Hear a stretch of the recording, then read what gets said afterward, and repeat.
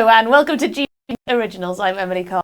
Before we dive in, please do take the time to like this video and subscribe so you don't miss out on real hard-hitting discussions about the issues that matter to you.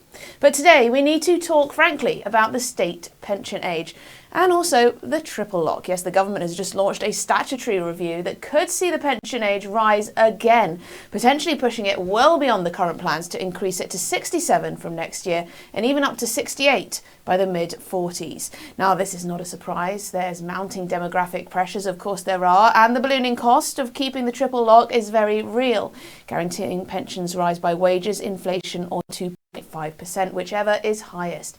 The government feels it has potentially little choice. Make no mistake, it is true that this system is currently unsustainable. The state pension age is almost inevitably going to have to rise further. Indeed, the Institute for Fiscal Studies has warned it might need to hit 69 by 2049, perhaps even 74 by 2069 to avoid spiralling public spending and crippling national debt. Now, the Office for Budget Responsibility also forecasts that debt, soaring from 94% of GDP today, will soar to 270% in 5 decades if spending stays unchecked. Now, that's a heavy burden on future generations. But while this may be inevitable from a policy perspective, we've got to ask, don't we, what about the fairness of these changes? Is it fair to keep raising that state pension age? The cold reality is that everyone, well, not everyone, can work longer, nor should they be expected to necessarily. We've seen from research reported here at GB News that many people don't reach the current pension age in good health, especially those in manual or physically demanding jobs. These are the people who often can't just work a little longer. Now, earlier we spoke to Christopher Snowdon at the Institute of Economic Affairs. Here's what he had to say.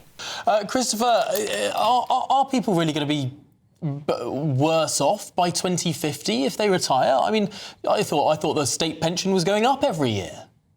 Well, it is, of course, with the triple lock, and there's no end in sight for that. I'm a bit suspicious of the claim. It's a fairly marginal difference anyway. This is maybe £800 difference. But in the same press release, the government rightly points out that since they introduced auto-enrolment for workplace pensions, the number of people who are using a workplace or have a workplace pension has risen from 55% to 88%. So we need to be mindful that when they talk about working age adults, it doesn't necessarily mean people who are actually in work. Of course, we have a huge number of people now on various ad work benefits. So naturally, they're not putting any money into a pension. It's probably true to say more people should be saving for retirement, but there are fairly obvious reasons why a lot of people are not doing that. Firstly, you haven't got a job. Secondly, you're maybe in low pay. You're a student, perhaps. But mainly, it's not necessarily the case that everybody should be saving for a pension. If you're in your 20s, it's quite likely that you would be better off saving for a deposit on a house. And there are other forms of savings in addition to having a pension, a house obviously being one of them. You can then ultimately sell that when you retire. So I don't think it's a crisis we're looking at here. And I'm not quite sure what the government thinks it can do about it anyway. What about the state pension age? Because apparently Labour are going to open this can of worms and they are going to consider raising it. Currently 66, heading towards 67, potentially further. Do you think that's an inevitability? I would, given the state of the public finances and the fact that we have an ageing population, I think it's nailed on in this country and in many other countries. But there is a limit to, realistically, for a lot of people in physical jobs in particular, how long you can expect people to keep working for. I don't think it can go up and up and up indefinitely, but I'm sure the government will be quite comfortable with putting up to 70 at some point. Well, I suppose the question is, at what point do we live longer, healthier lives? I mean, sure, if we're living longer and are getting old at the same rate, then it sounds like it's cruel to keep people in work until they're 70.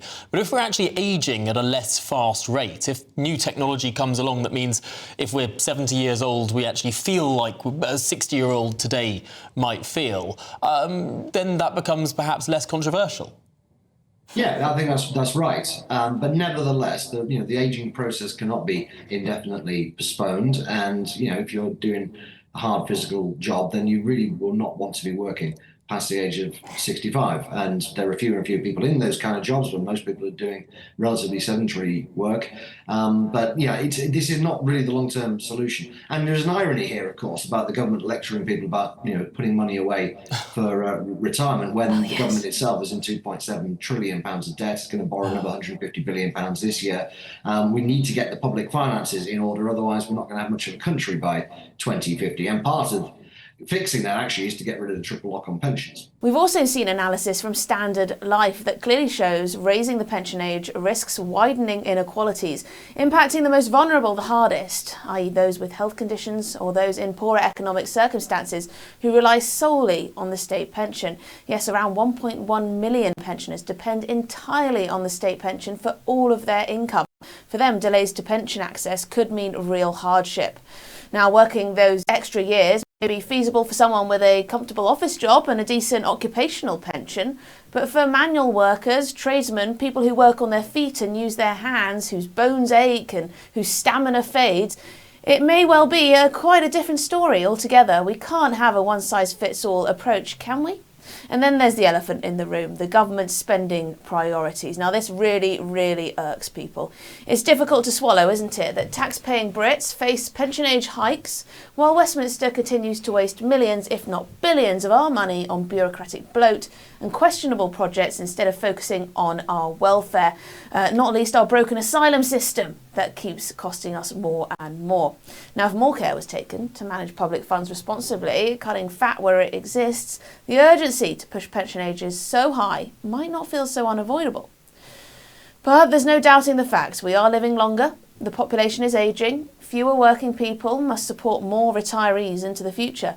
But surely a society must balance fiscal sustainability with a bit of compassion and common sense. As this new Pensions Commission gets to work with a deadline of March 2029, let's remember, any policy to shift fair must consider health inequalities, must consider the difference between jobs, respect the reality of demanding jobs on your bones and your back and your aches and pains, and come with protection for those who simply cannot keep going.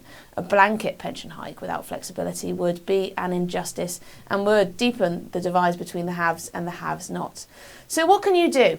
Stay informed, check your own pension age carefully, as many remain unaware of the changes coming in from next year even, and engage with your representatives about how any reforms must protect the most vulnerable. So whether you're a manual worker worried about your health, someone closer to retirement, or younger and planning ahead, this is a discussion that affects you. Let me know. Would you accept the pension age, the state pension age, rising further and further and further? Does it make economic sense to you?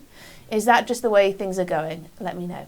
Thanks for watching. Please like and subscribe for more GB News Originals content where we keep you up to date with the stories that truly affect you and your life. I'm Emily Carver. I'll see you next time.